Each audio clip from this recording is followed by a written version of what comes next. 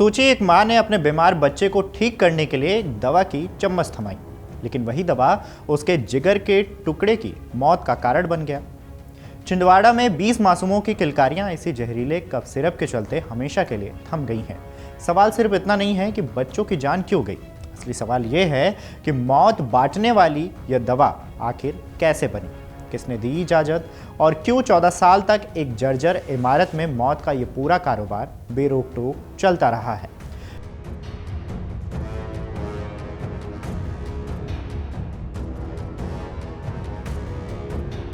मध्य प्रदेश के छिंदवाड़ा में बीते दिन जो हुआ उसने पूरे देश को झकझोर कर रख दिया है।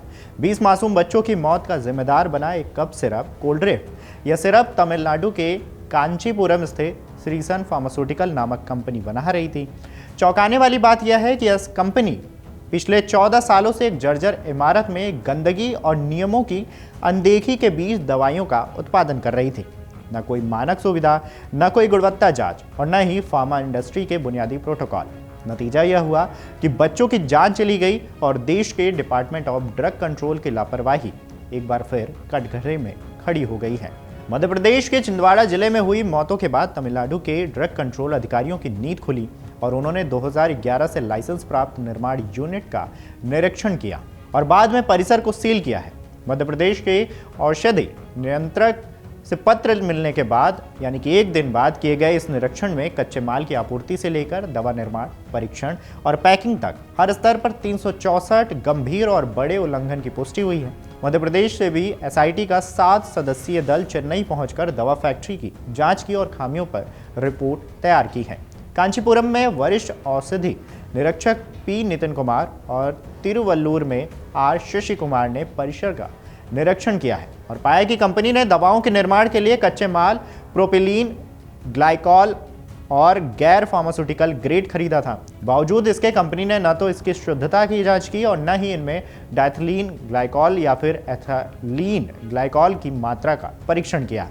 औषधि निरीक्षकों ने पाया है कि इस घटिया केमिकल से कई दवाएं तैयार की गई। जांच टीम ने पाया है कि उस समय प्रोपिलीन ग्लाइकॉल का कोई स्टॉक नहीं था। कंपनी के पास रसायन खरीद का कोई चालान भी नहीं था। इससे शक और गहरा गया और कंपनी ने केमिकल को तेजी से खत्म कर दस्तावेज छिपाने की कोशिश भी की। श्रीसन फार्मास्यूटिकल कंपनी के निर्देशक रंगनाथन गोविंदराजन ने मद्रास कॉलेज से फार्मेसी में स्नातक किया था। 80 के दशक में वो प्रोनिट नामक एक हेल्थ टॉनिक चेन्नई के हर दुकानों पर जा जाकर बेचता था। इतना ही नहीं, और इसे वो गर्भवती महिलाओं के लिए बहुत लाभकारी बताता था। इसकी सफलता में तब रुकावट आई जब राज्य औषधि नियंत्रण विभाग ने दवा को अवैध घोषित किया और कहा कि इसके निर्माण में पर्याप्त यानी कि प्रयुक्त सामग्री के लिए राज्य औषधि नियंत्रण विभाग से पूर्व अनुमोदित नहीं लिया गया है। औषधि नियंत्रण विभाग ने रंगनाथन पर फूड सप्लीमेंट श्रेणी में एनीमिया के इलाज में इस्तेमाल होने वाले सिरप बेचने का मामला दर्ज किया क्योंकि उसके पास वैध ड्रग लाइसेंस नहीं थे। अरुणाचल प्रदेश सरकार ने भी कोल्ड्रिफ्ट कफ सिरप की बिक्री और उपयोग पर रोक लगाई है। प्रदेश सरकार औषधि नियंत्रण ने श्रीसन फार्मास्यूटिकल से निर्मित कोल्ड्रिफ्ट कफ सिरप की बिक्री, वितरण और भंडारण पर प्रतिबंध लगाने संबंधित परामर्श जारी किए हैं। तेलंगाना के ड्रग कंट्रोलर प्रशासन ने भी 2 कप सिरप के खिलाफ सार्वजनिक चेतावनी उपयोग बंद करने का नोटिस जारी किया है।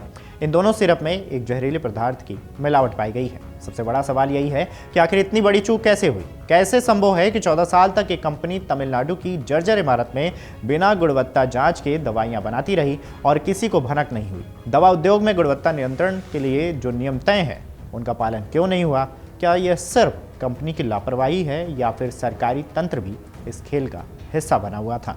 बच्चों की मौत न केवल दवा कंपनियों की साख पर सवाल उठाया है बल्कि सिस्टम की पूरी कार्य प्रणाली को भी कटघरे में ला खड़ा किया है। बहरहाल इस पूरे मामले पर इसका जवाब क्या होगा, कमेंट बॉक्स में हमें जरूर दीजिए। अगर आप ये वीडियो YouTube पर देख रहे हैं तो हमारे चैनल को सब्सक्राइब कर बेल आइकन दबाएं और Facebook पर देख रहे हैं तो हमारे पेज को लाइक करें।